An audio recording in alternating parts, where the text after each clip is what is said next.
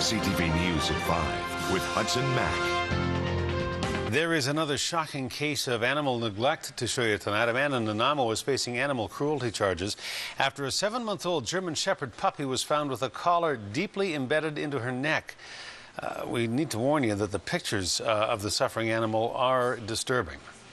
The Nanaimo SPCA says the malnourished pup named Wilma was tied up in a yard and was wearing a 33-centimeter collar that was at least 10 centimeters too short to go all the way around her neck. Animal cruelty investigators say based on how deeply the collar was embedded into the pup's flesh, it would have taken months to get to that stage. And the smell of the gaping wound would have been obvious to anyone who had come within several feet of the animal.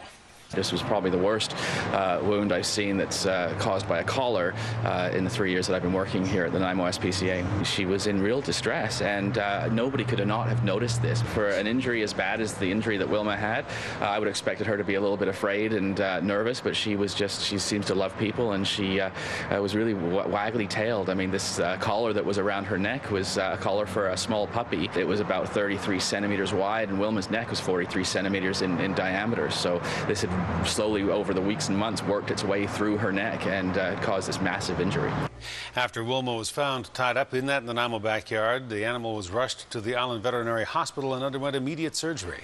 Anyone that saw this dog when it came in was horrified to just see the extent that this collar had cut in. So after we cut the collar, then we had to clean it up, shave it, debride it, and then suture it closed. It's something where you look at this poor dog and you go, why would you get a dog just to tie it up and leave it? You know, don't just tie a little dog up and not even look at it.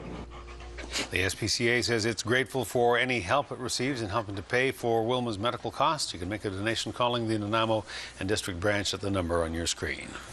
Not the time of year you would expect to have a call to a brush fire, but it happened in Saanich this afternoon behind Tillicum Mall, and it brought a full response from the Saanich Fire Department. The fire broke out in a homeless encampment in Cuthbert Homes Park. Saanich police were the first on the scene and hit the flames with a fire extinguisher, but the fire continued to spread. Firefighters got there and were able to knock it down. Turned out to be an old tire and a bunch of garbage that some people had lit for heat. Saanich police say they'll be back tomorrow morning to tear down the encampment and to evict the squatters. Well, the Vancouver Island Credit Union is helping some urban students in Victoria to celebrate a multicultural Christmas this year. For you! Hi. Merry Christmas! Coast Capital Savings made a generous donation to the students at George J. Elementary School this morning. The Broadmead and Tillicum branches are helping the kids have a very Merry Christmas this year by throwing them a festive party filled with stockings chock full of goodies.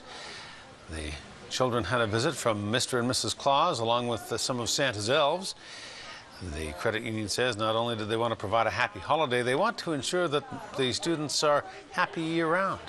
Coast is committed to building stronger communities, and adopting George J. was just a part of that. So we decided as a corporation that $25,000 would be given to George J. today to help build the playground and also help with earthquake preparedness. And going forward, the next 2 years, we'll be providing another $25,000 per year. The credit union has also helped the school with its recycling and its breakfast club program, the Toast program, something we at CTV News are also proud to be part of at George J. The principal says the school is grateful for the commitment to the children, and the kids are very excited about that new playground. It's truly significant for us. It was a conversation that we started off with. Various organizations come in and support us with our playground, but Coast Capital brought in the little bit extra to put us over the top, and we'll be adding some extras, and we're actually even taking a look at expanding it by actually creating another space for our children to use as well, to replace an old structure that is, needing some new equipment. So that will be our next project. The new playground at George J. is long overdue. Construction should begin in the new year. And over in the gymnasium at George J. Elementary, parents and volunteers are preparing for the annual Christmas Emporium. The students have been bringing in toys to share with their classmates in their annual holiday sale. The idea behind the event is to bring in toys so that other children who might not have a budget for Christmas can purchase them for their family all on their own. The items are sold all for just $1 each, and volunteers say the event really brings smiles to the kids' faces. They are so excited about Christmas Emporium because it really helps them out in buying special things for their family members that they can feel proud of, that they have gone out and accomplished by themselves, to look on their own and to have a secret that they can put under the tree and surprise their family members with. And we've shown you the excitement of the George J. Emporium in past years. It gets underway for the students tomorrow morning. And Santa's little helpers were spreading some Christmas cheer today at a medical clinic at the base at CFB Esquimalt. The elves from the North Pole, decked out in camouflage, were delivering presents to patients at Mount St. Mary's Hospital this morning. The hospital staff puts together a wish list for everybody in care, and then the helpers go and buy the items. Each package is then labeled and stored under the Christmas tree until December 23rd, which is when Santa hand delivers them. They're all individually purchased. Each member of the medical team at CFB Esquimalt chooses a resident and individually goes out and purchases very generous gifts so that our residents will have something to open on Christmas morning. This is absolutely humbling and wonderful, and it really puts the magic in Christmas for our residents. Many of our residents don't have families, and this is very special for them. This is the 12th year of this Christmas tradition at Mount St. Mary's Hospital in Victoria. A bit of a gas war broke out in the capital region today, maybe an early Christmas present for motorists, and it had drivers lining up into the street. The price had been moving downward, but it hit $1.09 at Gorge and Tillicum this afternoon. A check around the region shows that some stations in the capital region are now below $1 at 99 cents. Haven't seen that for a while, and the low prices led to long lineups. What do you think of these low gas prices? We're almost under $1 here.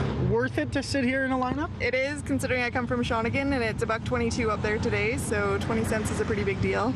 22-cent difference. Yep. Just your thoughts on how it can be so low here? Oh, it's ridiculous. It shouldn't even be allowed, but apparently it is, so. Well, this is what it should be, really, when you take into consideration the cost of crude these days. It's absolutely ridiculous that we get a swing of 24 cents a liter in a day. It's silly. Silly indeed. Pays to shop around at this hour. A lot of stations are down to 99, but some are still bucking the trend at $1.24.9 at the Hillside Petrocan. Tillicum and Gorge still hovering at around $1 to find the lowest prices in your area. Check out VictoriaGasPrices.com. Also in the Comox Valley, RCMP have put a big dent in the island drug trade, busting a high-production marijuana grow operation. RCMP raided a home on Macaulay Road in Black Creek last night after getting a tip about suspicious activity in the area.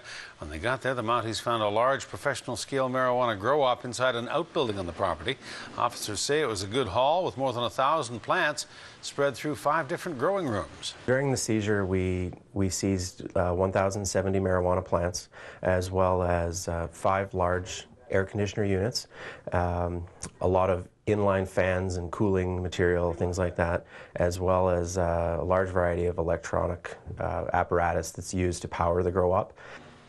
A 27-year-old man from the Lower Mainland was arrested and faces a possible charge of production of a controlled substance as well as theft of electricity. RCMP say the registered owner of the home is also from the Lower Mainland. And police ask if you have any information about this grow-op to contact the Comox Valley detachment of the RCMP at the number on your screen.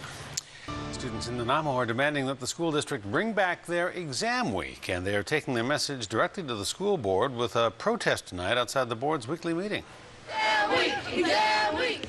Students are protesting a scheduling change handed down by the Nanaimo Ladysmith School District. The district has taken away exam week in January, saying students will attend regular classes instead. The move comes after the Ministry of Education eliminated provincial exams for many senior courses. The students say exam week is one of the highlights in the midst of their hectic schedule. They say it's optional exams, but that's their kind of quote-unquote thing, but we don't agree with that because, like we said, English 12 exam is worth 40%. That is a lot. That's a huge percent of the mark. It's almost 0.5% of the 100% that you get, and people need time to study and relax. In previous years, exam weeks were held at the end of each semester in January and in June. Well, the Nanaimo area has lots of Christmas spirit, and a woman there is asking people to come forward and help support bears around the world this holiday season by simply adopting one. It's all part of the Bears Matter campaign, selling stuffed teddies to help raise money for real bears all over the world. The teddy bears come in 3 different sizes and they can be warmed up in your microwave. The goal is to raise enough money to stop animal cruelty and to help bears from becoming endangered. The organizer behind the initiative says she is covering 5 different species this year. So we know about our black bear and grizzly bears, and also including in that is our spirit bear. But now we're going to the spectacle bear in northern Peru, and we're going to the moon bear, the Asiatic bear in China, which are in bear bile farms. We have to stop that. And also the moon bear, or the sun bear. The sun bear is the smallest bear in the world, and that lives in Borneo. And please help these bears by purchasing the gift, and half of the proceeds from that purchase will go directly to orphan cubs, conservatories of these bears, the sanctuaries of these bears, and also stop the moon bears from being put into bear bile farms. If you'd like to purchase bear merchandise, the Bears Matter booth is located at the Country Club Centre in Nanaimo.